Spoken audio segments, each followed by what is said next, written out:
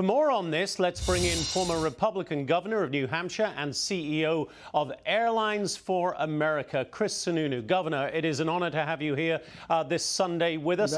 Looking at the numbers that we have now, Governor, I believe we are basically at the number of cancellations today already at yesterday's total, and we're just past noon on the East Coast today. It is getting a lot worse. Is it really going to slow to a trickle, as the Transportation Secretary says it might?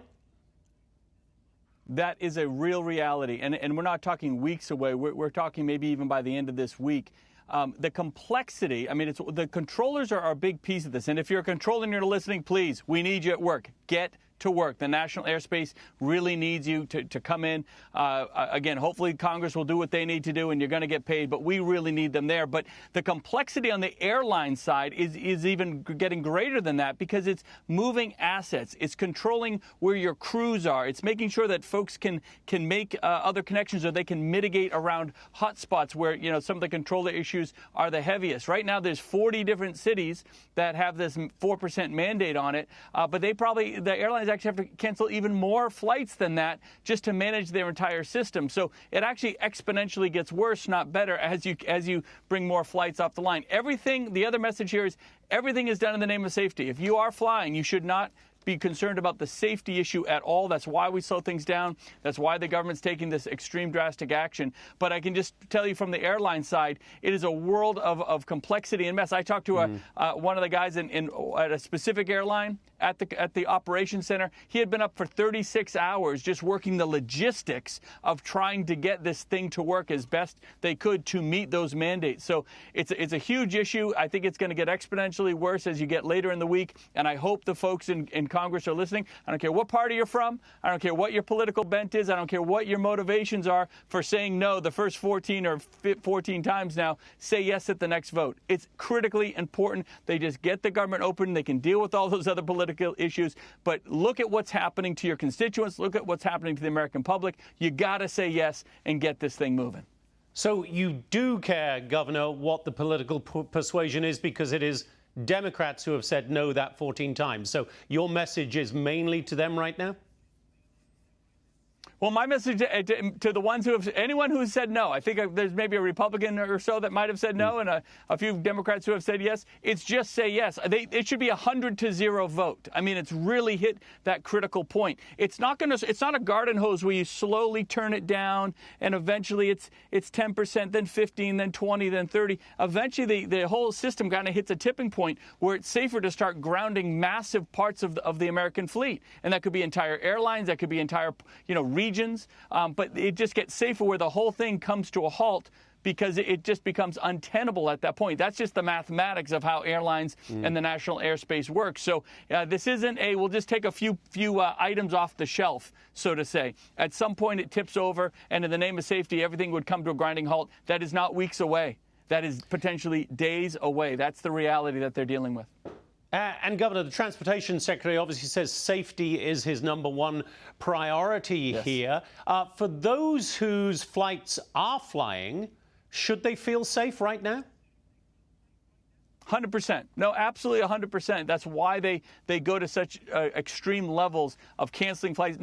Every delayed passenger is a profit problem, if you will, for the airlines. Every canceled passenger is a profit problem. They are in the business of having a great customer experience, of bringing you from point A to point B, but it's all done in the name of safety. So believe me, everything they do is safety, safety, safety. They wouldn't be doing this for any other reason, because it hurts them so much. I mean, the airlines will probably take, by the end of this week, close to at least a $100 million hit. The economy as a whole takes a $500 million hit per day.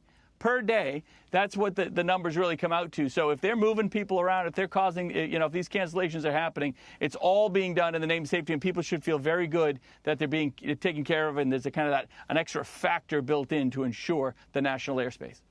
And Governor, the airlines often get a bad rap amid cancellations and delays, but from what we've heard from travelers right now, they are doing a pretty good job, as good a job as they can, of informing their flyers, their customers, when flights are cancelled. But when you talk about them losing hundreds of millions of dollars, do you think the American people are sympathetic to that, or do they think those organizations can afford to lose that. No, well, the organizations can't afford to lose them. It's not a message of sympathy. It's just a message of, look, if there's any delays here that's being forced, trust me, they don't want to see it happen. And if they're doing it, it's all in the name of safety, right? Because that is so paramount. That is what comes first. So no, it's not a message of sympathy or empathy. The government mandate is in place. They only had the airlines had about 24 hours to kind of figure this out and figure out what flights were going to be canceled, how to move all these passengers. Not a few. We're talking over 100,000 passengers today, ramping up to maybe 200,000 or more, within a week or two, if this has to go on, are going to be misplaced. Managing those individuals as individuals is a lot of work. I think they've been doing a phenomenal job with it. And Governor, real quick, just got a few seconds here. Should American citizens be looking right now at changing their Thanksgiving plans and deciding not to fly, deciding to get in the car or stay put? No, they should keep their plans. Keep your plans, keep booking. By all means, I do believe this is going to get resolved before Thanksgiving. So I tell people, hold out until the very last minute. Don't change your plans. I do believe, I'm optimistic. I'm in D.C. I'm kind of seeing a lot of what's happening, on the Hill. I'm optimistic this is going to get resolved. Hopefully things start moving, maybe even as early as today. Who knows? But hopefully things start moving today, tomorrow, Tuesday. But no, people should not be worried about their Thanksgiving plans. I think they're going to get to where they need to be. I think, believe it or not, even Capitol Hill, I believe, is listening. Governor, you are often or so often on TV talking about crisis situations. You always do it with optimism and a smile, and we are grateful for that. Governor Chris Sununu, thank you so much, sir. Right. Thank you. Hey, it's Will Cain. Click here to subscribe to the Fox News channel on YouTube. It's the best way to get our latest interviews and highlights. And click to subscribe to the Will Cain podcast for full episodes right now.